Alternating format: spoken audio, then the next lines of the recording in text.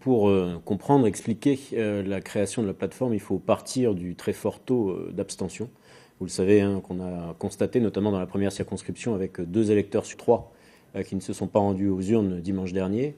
Un message donc très fort duquel on a dû partir et réfléchir pour voir comment améliorer la perception du message et du projet qui est le nôtre.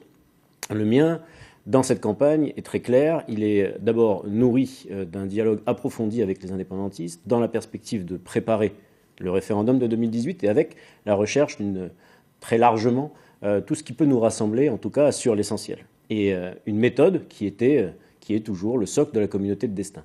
Dans la plateforme que vous avez rappelée tout à l'heure, qui vient de se constituer, on retrouve cette même intention d'avoir les formations en présence qui souhaitent mettre, non pas de côté, puisqu'elles existent toujours, des divergences sur différents sujets d'actualité, mais à rappeler qu'il est absolument essentiel que les non-indépendantistes affirment la nécessité de dialoguer vraiment, de manière approfondie et nourrie avant le référendum, première chose. Et deuxième chose, qu'une méthode qui peut d'ailleurs et qui sera certainement agrémentée de la proposition qui était celle de Bernard Deladrière des États généraux de l'avenir, une consultation populaire aussi.